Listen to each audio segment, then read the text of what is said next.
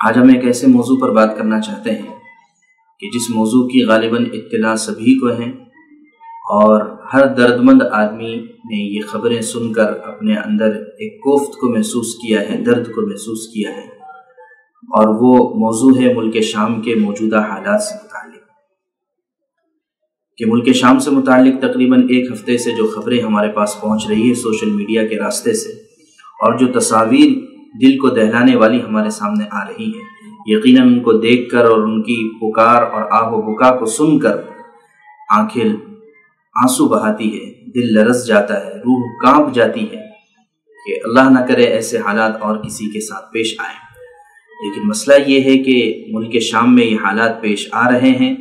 لیکن مسلم حکومتیں ساری کی ساری خاموش ہیں، عالمی میڈیا اس پر خاموش ہیں۔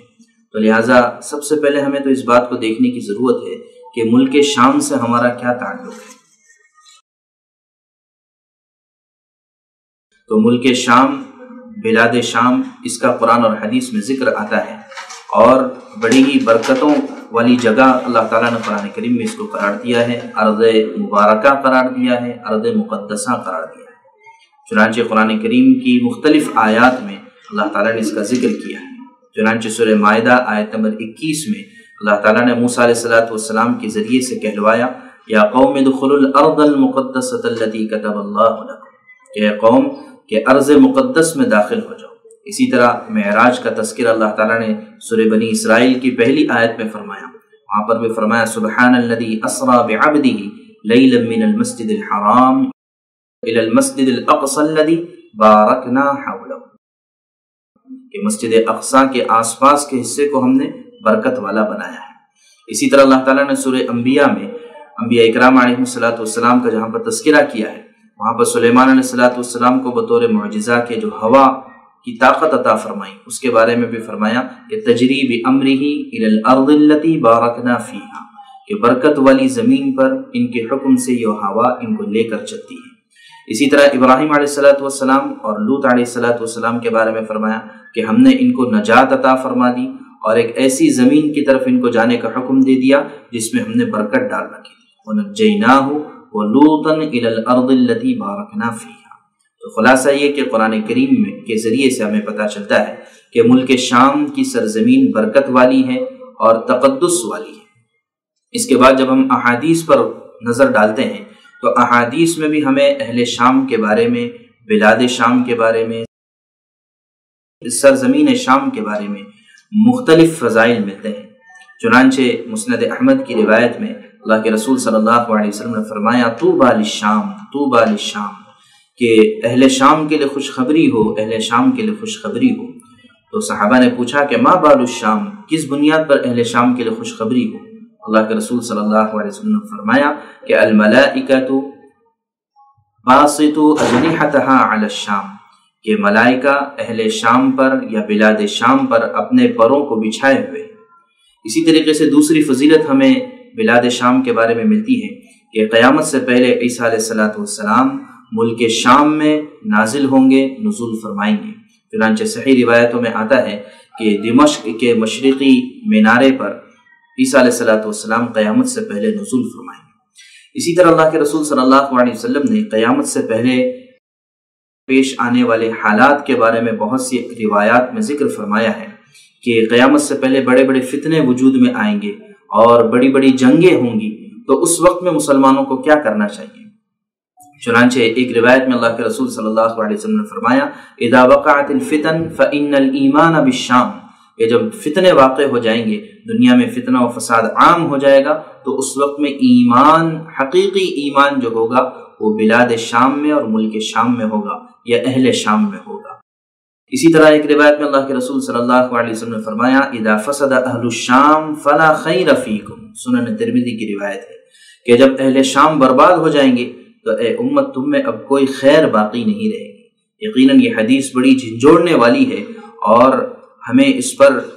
متنبہ ہونے کی ضرورت ہے کہ جب شام برباد ہو جائے گا تو پھر جو ہے اس امت میں کوئی خیر باقی نہیں رہے گی۔ اسی طریقے سے اللہ کے رسول صلی اللہ علیہ وسلم نے ایک روایت میں فرمایا کہ قیامت سے پہلے مسلمانوں کے بہت سے لشکر قائم ہو جائیں گے، ایک لشکر یمن میں ہوگا، ایک عراق میں ہوگا اور ایک شام میں ہوگا۔ تو صحابی نے پوچھا کہ خرلی یا رسول اللہ، کہ اللہ کے رسول صلی اللہ علیہ وسلم ہمیں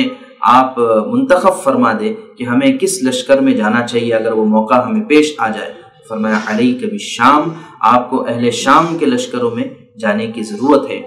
اور اسی طرح مختلف روایات ہیں، اور ایک روایت میں تو اللہ کے رسول صلی اللہ علیہ وسلم نے یہاں تک فرما دیا، سنن ابو داود کی روایت ہے کہ ان فسطاط المسلمین یوم الملحمۃ بالغوطہ